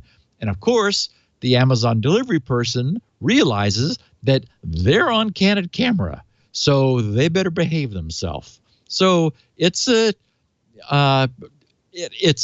good a system as it could be, as for you want, autonomous delivery and security and everybody, all of the various components to be able to be held responsible. And as you said, Leo, if you're in an area where there's a high likelihood that the packages could be or have been or would be stolen from your, front porch, then it's a big problem. I can see this could make sense. Even here in Petaluma, it's a big problem. No kidding. Yeah. Wow. Yeah, because they say Amazon on them. They have a big smile. They're big. And it's going to be something good. There. It's going to be a goodie. Yeah. Interesting. So I just wanted to revisit the question still unanswered. Who is Satoshi Nakamoto? As we know, we now believe this is a pseudonym for the mysterious and still anonymous and unknown original creator of the Bitcoin. The world's first cryptocurrency that we did a podcast on years ago because the technology was so cool and I was just enraptured by it. It just whoever this was or whatever group did this. We've had, as we know, some false alarms about who this person is. I just wanted to note that at this time, since this unknown person or persons is believed to have about 5% of the current Bitcoins. How much would that be worth? $6 billion. Holy cow. Yes, this is why I've always thought Bitcoin and other cryptocurrencies are essentially a pyramid scheme. Because one of the features of a pyramid scheme is the person who starts the scheme makes the most money. Yeah. The people who enter late, like if you bought Bitcoin today, make the least money or, in fact, no money and end up subsidizing the guy who invented it. So good going, Satoshi. That was a good algorithm. Jeez. You got But he can't cash it in without revealing who he is, right? I think there are ways. I mean, you could certainly buy stuff. You could transfer coins. Coinbase is not going to give you $6 billion. No, Coinbase doesn't have $6 billion. Who could you cash that in with? Yeah. You could buy a couple of pizzas, maybe. I don't know. They're expensive pizzas. You get all the toppings you could ever handle. I mean, seriously, it's really interesting. Yeah. That's of course how we have always known. Somebody could identify themselves as Satoshi, as if they said, "Well, here's the key." Yes. If you demonstrated ownership of those first early coins, then it would be like, oh, there's only one person who has that, or one group, or one entity. So yeah. And either he's fabulously wealthy, really privacy focused, or dead, which some people think. Oh, that's interesting. Sad, but boy, that $6 billion could be lost forever, right? Well conceived. There's no way to recover that if you don't have the key. Nope. It's like my 50 that are wandering around here. and my 7, because I can't. I keep it. I put the wallet on Dropbox or somewhere, and I keep loading it in different things, and it always says 0. I don't know what I've done wrong. So I've talked about Tunnel Bear a couple times, and they continue to impress me. Their most recent blog post, I just wanted to share, just to give a sense for this is the way you want your VPN. This is the philosophy you want them to be bragging about. Their most recent blog posting was how we avoid collecting your IP address on our website. And just the first two short paragraphs read, quote, "It might sound odd, but we pride ourselves on knowing very few things about our customers. In fact, the less we know about you, the happier we are. As we grow and learn more about the information we need to optimize our service, we find new ways to do things like anonymize site statistics in a privacy compliant way. You see, we want to make sure that even before you decide you need a bear in your life, we're helping you maintain your privacy. Here are a few of the things we do on our website to limit the collection of your IP address." And I'll stop reading at this point, but what I dug into it, and I was impressed. They go on to describe a feature that I didn't realize Google Analytics offered, which is an aid to help anonymize visitors who are otherwise being tracked by Google Analytics, where the last byte of the 4-byte 32-bit visitor's IP address is deliberately recorded as 0. So every IP address ends in .0 rather than what it really is, regardless of its actual IP. So as we know, in practice, this preserves the geographic data that might be useful and valuable, but hides an individual ISP's customer among or amid up to 255 others, since that last byte could be any value from 0 to 255, so any of a total of 256 possible values. But by zeroing it, you're never recording which one of you on that what is it, 16 million different subnets. So you're one of 256 of the 3-byte subnet. You're not. There is no recording of who you are. So again, there've been, we've talked about TunnelBear a couple times just because a lot of our listeners have asked, what do I think? I've checked them out and looked over their protocol and everything that they published, and it looks like they're doing everything right. And boy, I got to say, I sure like their attitude. It's the attitude that you want from someone whose services you are purchasing for privacy is like, yes, that's what we want too.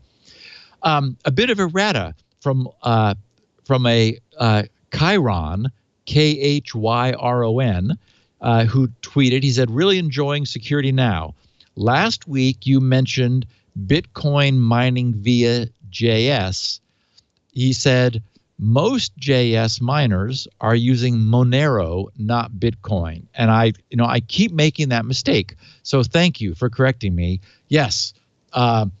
I just, in my head, I have it incorrectly. I should be saying cryptocurrency mining or Monero, not Bitcoin. So thank you for the record. That's what I meant. And Leo? They're mining for Bitcoin. They're using Monero to mine for Bitcoin? No, Monero is its own coin. Is its own cryptocurrency, right? How confusing is that? Yeah, I know, and there are a bunch of them, as we know, that have sprung up. Yes. But this is the one that is being mined by the JavaScript. So the JavaScript miners don't mine Bitcoin. Oh, interesting. Huh. Correct. Okay. And so thank you, Chyron, for correcting that. And Leo, are you guys finished with season 2? Not finished. We're about 4 episodes in, but I'm loving it. I am too. Isn't it good? Yes. We're talking about Stranger Things. We are talking about the second season of Stranger Things. There's one dead episode. You haven't encountered it yet if you're 4 in. But other than that, I thought it was really good. And I have a girlfriend who likes to binge on Stranger Things, so I'm marry that woman. I'm quite happy. Nothing like Netflix and chill, especially for couldn't Stranger believe it. Things. She kept saying, "Oh, let's go one more." I said, "You're kidding, really? Okay." A woman after my own heart. Lisa's like that too. We'll end up, I think Saturday night we ended up in bed at like 1. Yep, I know it. It's very good stuff. Very good. So I got a nice note from Rusty Burke, who actually had a question for us about Security Now, but en route to that, he said, before I get to my question, which is not actually sales related, because he actually sent email through our sales email, which Sue forwarded to me. He said, I just want to express my thanks to Spinrite. He said, it recovered a Sony Vaio laptop, which was, with increasing frequency, inexplicably dying on me. So I ran Spinrite at level 4, and after rebooting, I haven't had a lick of trouble. Runs like new, he wrote. So, Rusty, thank you. And I just wanted to remind people that, it's not always just a crash that can demonstrate that the hard drive is like really beyond trouble at that point. It's if something, if it starts being flaky, if it starts going slower, that's a big indication. But also just hanging and flaky and stuff, just, run Spinrite over it, and you may find those problems disappear. We know that lots of people have. And then he asked, my question is whether Steve ever did a series on networking, which he suggested might be coming while doing the How Computers Work series on Security Now. He said, I've combed through several sources for an answer to this question, but can't seem to find one. Thanks for a great product and great information, Rusty Burke. And, Leo, I know that we spent a lot of time in the early days really nailing down how the internet works, going from packets to routing and autonomous routing, and then talking about the UDP and TCP and the various protocols on top of those. So I know that's all out there in our past. So the problem is you can't search for networking because every show has the word network in it, and so that's not gonna. I will try to find some time to go back through and just scan the topics and pull together the list of podcasts. I kind of think we did them in clumps, where that we got onto we did too, we got onto a routine where it was, okay, this week, last week we talked about this aspect, this week we're going to talk about this aspect, and next week we'll talk about that one. But anyway, I'll see if I can find some numbers. Everything's here at twit.tv/security now, or on your site too. And you can, but the problem is to look at all the episodes. I just click that button, wait for a while, because it's going to take a while, and then I think we still paginate it because there's 600 some episodes. So yeah, there's 27 pages. Although you could start at 27 and go backwards, because it would have been early days, I would think. It would have been the early days. Yeah. Yes, those quaint early days when we were actually able to talk about something other than what happened this week. Unfortunately, the earliest shows really don't have very good show notes. So that's true. Yeah. Yeah. Well, in fact, I wasn't doing the show notes. They have transcripts, but not the show notes. Yeah. Yeah. I don't think I. Oh, here. Well, here Steve explains how VPNs can protect you. He also announces a WPA password generator. So yeah, I guess you could go one by one. VPNs part 2. So that's kind of a networking subject, right? Yeah. So I don't know. Yeah, you can go through them one by one. PPTP and IPsec. The early ones really did have a lot of of networking stuff about how networks work. OpenVPN. I remember you did a big thing on OpenVPN. So yeah, you go through it, you'll find quite a bit. Yep. It's all there somewhere. So in closing the loop, Stephen, whose Twitter handle is OZZYLA, he said, at SGGRC, just heard on your podcast about running Spinrite on an SD card. How the hell do you do that? Tutorial anywhere? And it actually doesn't need a tutorial. I'll just explain that you need as an SD card to be seen by the BIOS for version 6 of Spinrite at some point release beyond 6. I don't think it'll be 0.1. I'm pretty sure it won't be 0.1 or 0.2, but probably when I get to the native USB hardware support, that'll change. But for now, if you use any adapter to allow an SD card to be connected to your computer. Some PCs like have an SD card slot, or laptops do, or you can use an SD to USB adapter. Plug it in when you power up the machine or when you reboot the machine. That will allow the BIOS to see the card at boot time, and it will assign it a drive designation, a BIOS drive designation. Then, when you subsequently run Spinrite, it will see the drive. And you just can run, remember you want to use level 2, not level 4, because you want to just do a read test on an SD card, especially on an SD card, because they are the least robust. You know, SSDs are far more, they've got much more overcommitted and available spare space for dealing with troubles, and much more sophisticated hardware controllers on SSDs than SDs. So just a level 2, but it'll smooth the card out and probably fix whatever might be going on wrong with it. I don't know if this is what our correspondent was looking for, but episode 25, How the Internet Works, Part 1. Ooh, that looks like a good place to start. Would be a good place to start. And you could hear what Steve and I sounded like back in 2006. Back when we were youthful. Yeah, a youth. Yep. Yes. Robert D. Wilson asks, this is off topic, but with sort of ties into the show because everyone knows I'm a sci-fi person. He just asked, is Dark Matter on Netflix any good? And I would have to say yes. I would. It's not top of the line, amazing, fabulous, Peter Hamilton sci-fi or anything. It's not as good as The Expanse, which is amazing, but it's one of those made for the Sci-Fi Channel. And it's compelling. The characterization is good. It's kind of like a lot of it happens inside of a starship with dark setting. But I liked it. I've got a bunch saved up that I haven't gotten to. I just don't have time. But there's just too much stuff to watch. But I would say you'll know in a couple episodes if it's for you or not. So I wouldn't universally recommend it, but it's above the normal, it blows Sharknado away. It's a pretty completely. low bar.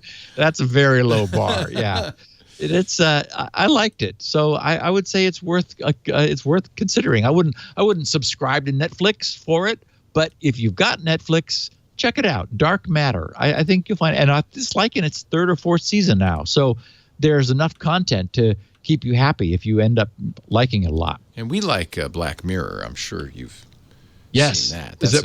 Black Mirror. That's on Netflix. Yes. But that's kind of not science-y sci-fi. It's more like dystopian future sci-fi. There's also, Amazon has one I haven't gotten to, based on Philip K. Dick short stories. Man in the High Castle. There's that one. No, I'm thinking of, it's also an anthology series. I don't know that. I love Philip K. Dick, but I've, with the exception of Blade Runner, not been thrilled by a lot of the, Yeah, and this it's Philip K. Dick's Electric Dreams on Amazon Prime. Electric Dreams. Of course, that was the short story that Blade Runner is based on. Yes, exactly. And Blade Runner 2 was good too. I liked it. It's a little more cerebral. I don't think it did that well in the box office, but I thought it was very good. I'm waiting to see. What is it? Blade Runner 2049? Yeah, was that the? It was too dark. I couldn't really. I just don't see it in 3D if you can avoid it.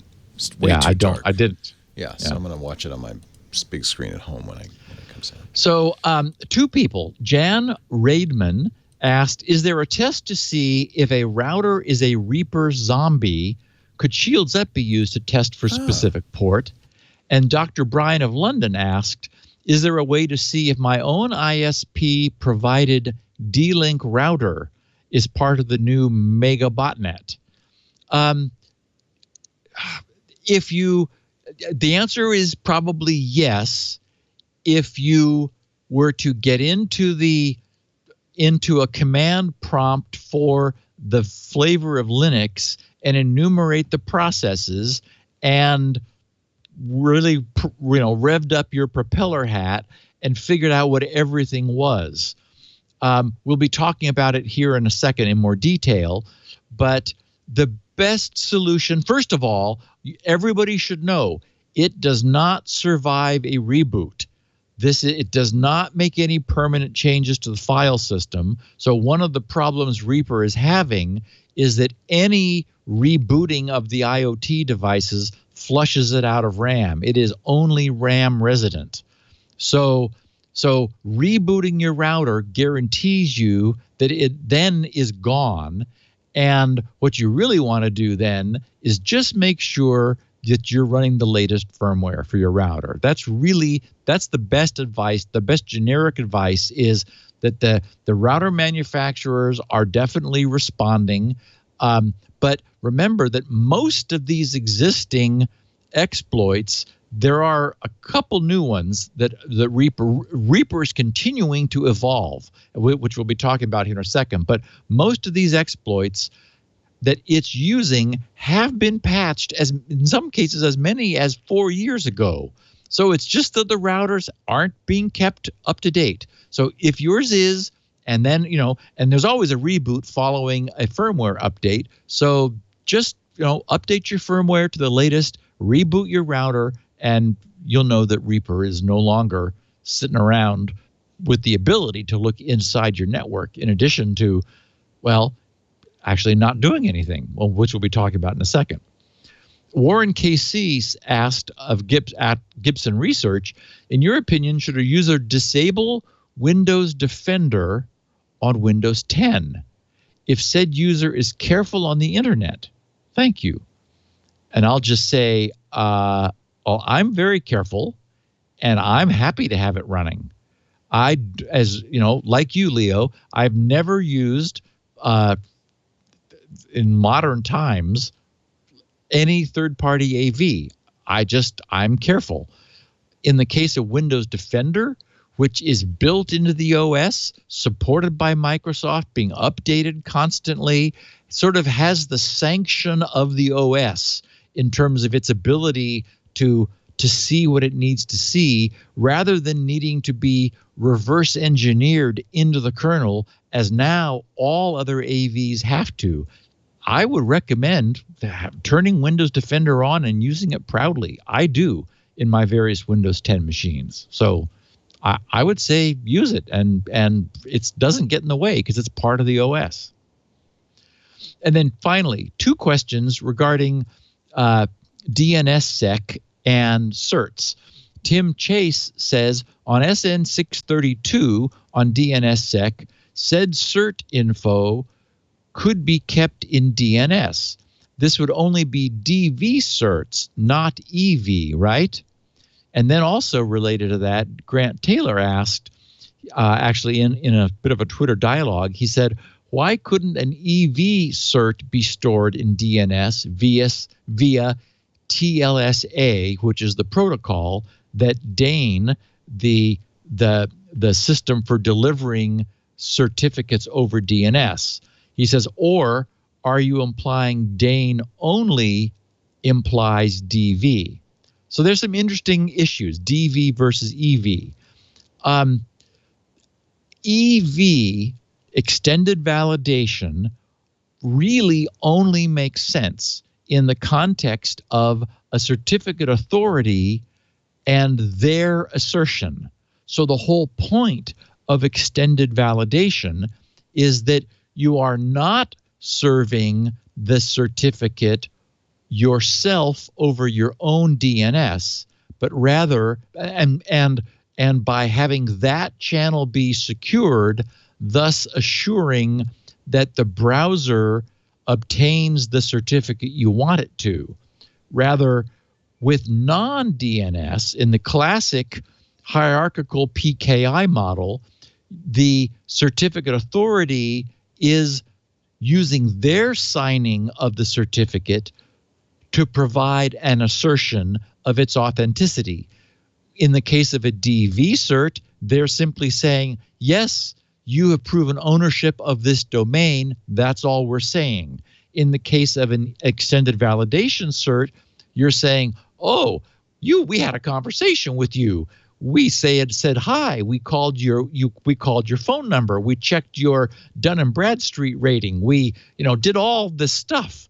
And so we are really sure you are the organization and everything you represent yourself to be. When someone visits you, you are this company. This is your domain. That's a much bigger assertion.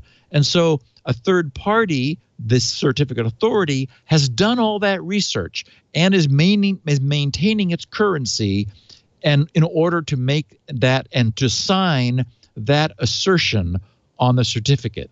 So the notion of gradation in assertion only makes sense. That only has meaning in the context of a certificate authority's signing and what that signature asserts.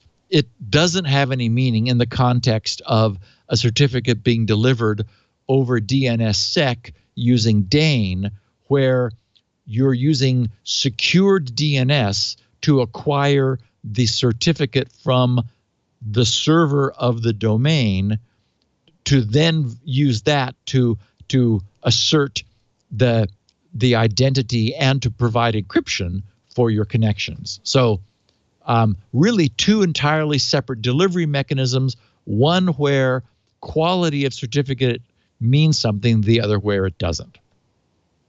And finally, Reaper.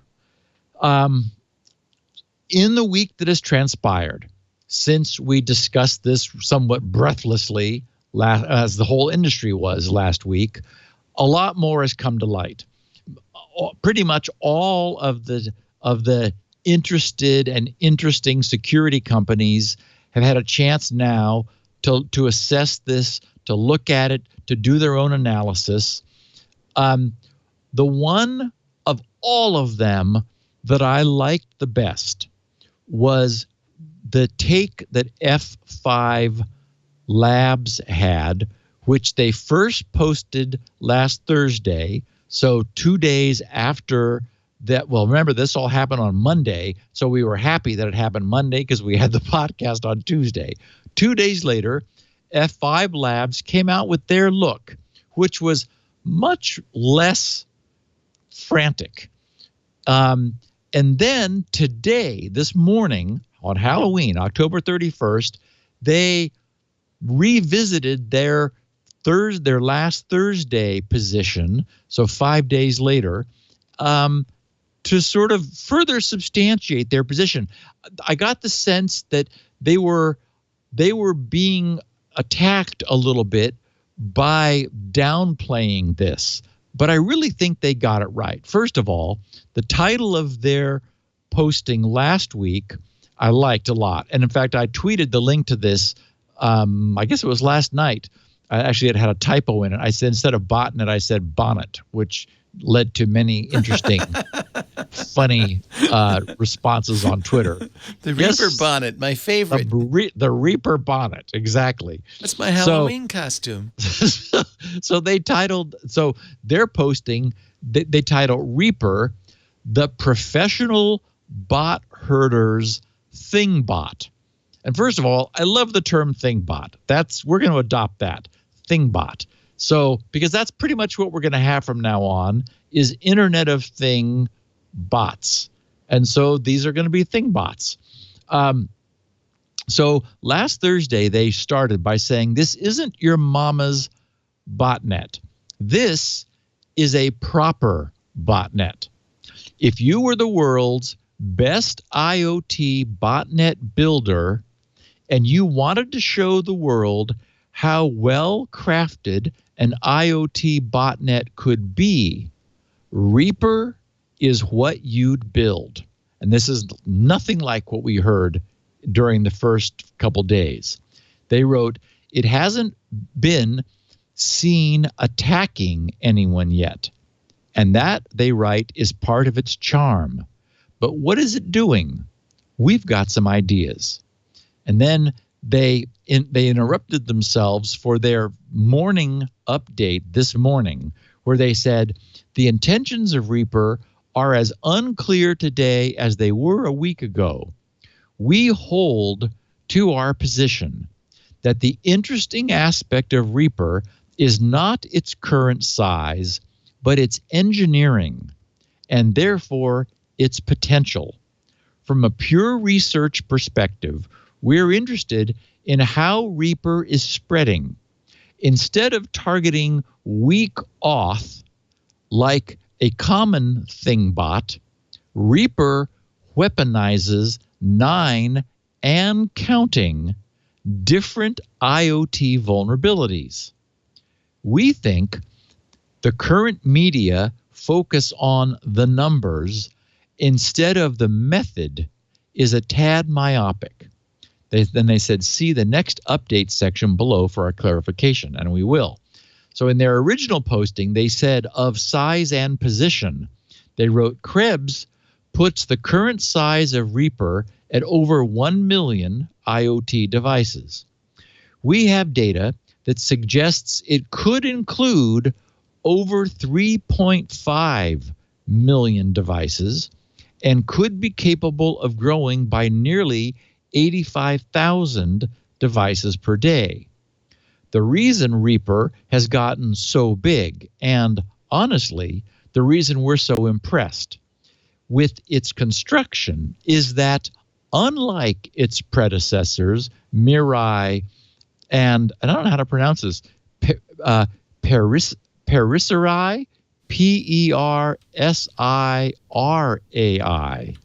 Persiria? It ends in an RAI. Persirai? Persiri. I don't know how to pronounce it. Persirai. Anyway, whatever that is. Persirai. Good. Reaper uses multiple attack vectors. Again, remember, Mirai was just guessing usernames and passwords. Reaper uses multiple attack vectors. Mirai used default passwords, they write. Persirai used the blank username and password combo, which they write, frankly, is such a doofus security error on the part of the manufacturer that we feel it barely deserves to have a CVE. Yeah. Reaper, they write, is almost showing off by not even bothering with password cracking and instead just exploiting different vulnerabilities. This is a nation state. It's got to be. Yes, remote code executions, web shells, etc., in 9 different IoT vendor devices. And then they interrupt themselves again with their morning update from this morning. Reports on the size, in quotes, of Reaper vary. We've scanned, they write, 750,000 unique devices that match the 9 vulnerabilities currently exploited by Reaper. We regularly scan 85,000 new when they have they use the term Reaper compatible devices per day, meaning F5 Labs has found 750,000 devices that match the 9 reported vulnerabilities currently incorporated by Reaper, and they're discovering an additional 85,000 new ones per day, which Reaper could also be doing. They say, we don't know which of them are actually infected, but there's no reason that Reaper itself couldn't infect them unless its authors didn't want it to. 9 vulnerabilities, they write, currently used by Reaper are fairly rudimentary as vulnerabilities go. If the Thingbot authors were to include a few dozen existing vulnerabilities that fit Reaper's device targeting profile, we think they could grow the Thingbot by an additional 2.75 million nodes if they wanted to. Adding that 2.75 million to the 750,000 that are currently Reaper compatible gives us the number 3.5 million. They say, note, we will not be disclosing the additional CVEs, as that would simply expedite the author's exploits. And they have a nice little chart that I dropped into the show notes, which, Leo, you just showed, showing the 750,000 plus 2.5 million brings us to 3.5 million. They said the actual size of Reaper is probably limited to whatever size its authors want it to be. Exactly. They don't want command and control of too many servers. And this feels developmental. This feels like, yes, that's the other thing. They're not using it to attack. They're using it to hone their system. Interesting. They said the actual size of Reaper is probably limited to whatever size its authors want it to be. Right now, they write, it feels like its authors are experimenting, building, and testing. Maybe Reaper is pure research. We don't know.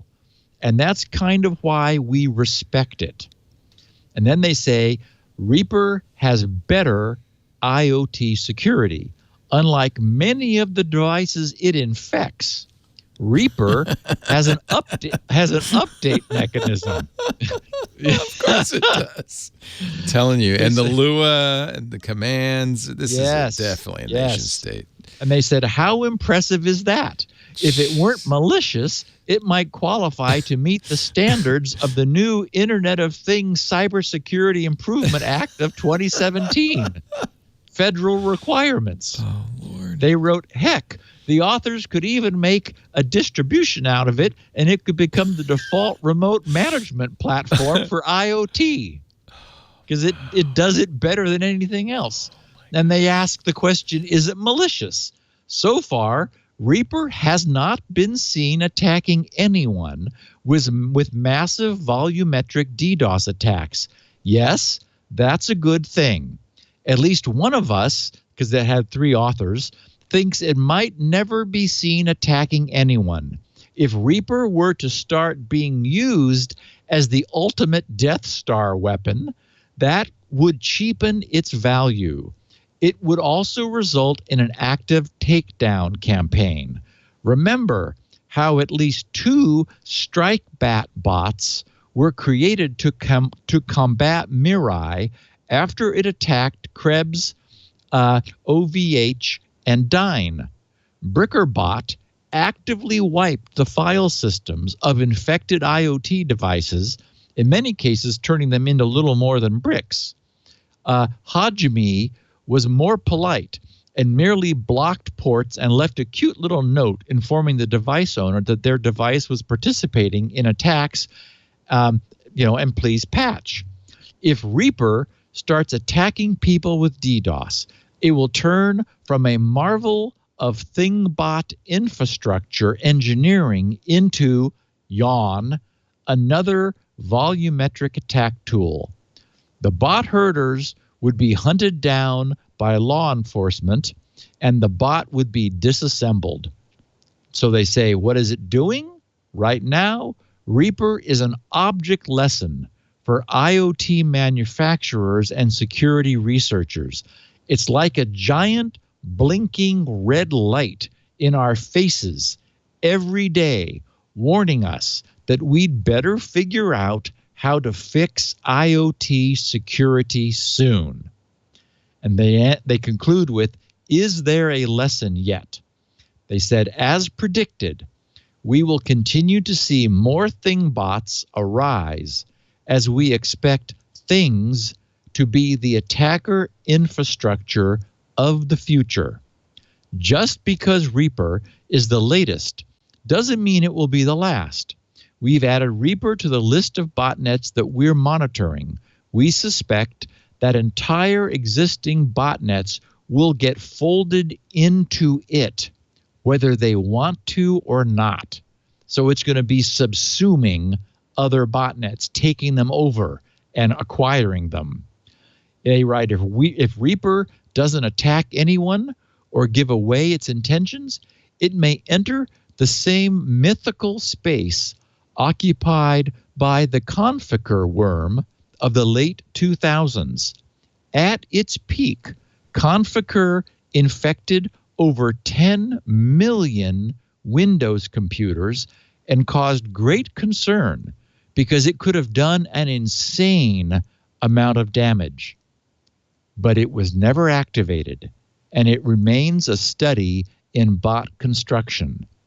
The obvious lesson is that the state of IoT security is still incredibly poor, and we need to do a better job of threat modeling the Internet of Things. So, a beautiful piece of work by F5 Labs. Thanks, guys. And who knows? I think they got it exactly right. Maybe John McAfee wrote it, and he's going to release it as a way to update IoT security. That's definitely John's modus. It's the ultimate IoT update tool. It is terrifying. I love it that it has better security than Yes. the devices it's hacking.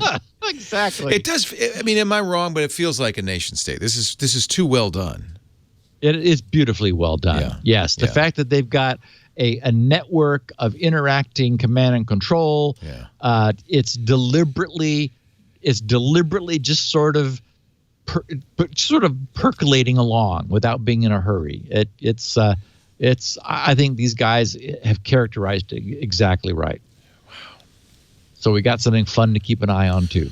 We're going to keep watching. Yep. See what happens. Hope it's our side. We don't know, though, will we? Until it takes off. Yep. Steve Gibson, you see, this is why you listen to this show, everybody, because this is where you learn the good stuff. If you want to hear it live as it happens, tune in on Tuesdays, right after Mac Break Weekly, about 1:30 Pacific, 4:30 Eastern. Next week, it'll be 21:30 UTC. 21:30 UTC because they were falling back. We're falling back. So we get an extra hour. Yay. Yes, or an hour later. Nice. It's confusing. UTC doesn't change. Obviously, we do. And the reason I give UTC is so that you can calculate your UTC offset next week and know what time it really is. Just 21:30. And then add or subtract what you need to. I'm going to subtract 8 because that's how we do it here in the Twit Brick House or East Side Studios. If you want to watch live, go to twit.tv/live. If you do that, please join us in the chat room. Great bunch of people at irc.twit.tv. You can use an IRC client, but you can also just use the website. We have a web-based IRC client. And you can also, ask questions of Steve. He's on the Twitter at SGGRC or on his website, grc.com/feedback.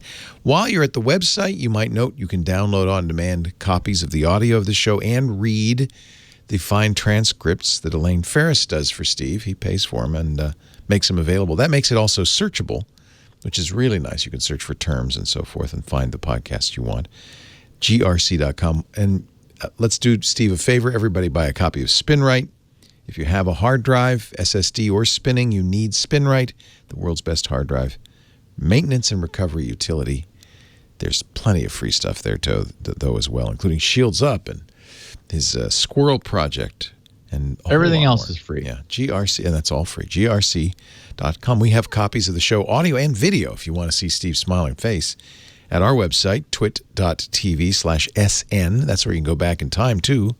Find earlier episodes, all 635 of them. Steve has all 635, too.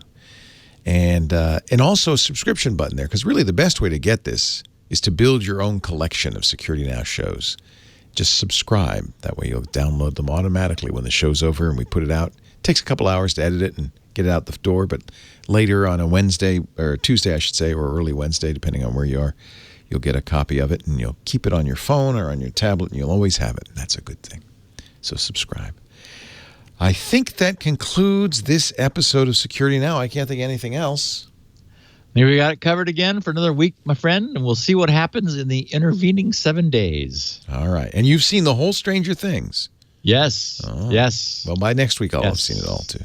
Yes, it's good. I agree with you. It's good. There's just one episode. Actually, Lori noted that I think that it wasn't written by the same guys. That was the something brothers with a D, the Duffer brothers. And I think she spotted that the dumb one was number 7. It was like, okay, what's going on here? Anyway, seems like even the best, one of the best TV shows of all time, Breaking Bad, had one dopey episode, the Fly episode, where the entire episode is them chasing a fly in the meth factory. Like, it's just dopey. Yeah. Yeah. Sometimes you just have to, you have to take it out of gear and coast for a day. Anyway, it was definitely fun and worth watching. So. Steve writes every episode of Security Now. That's why there's no dead spots. Thank you, Steve. No flies. See you next time. No flies on me. No flies. Bye, Leo. Security Now.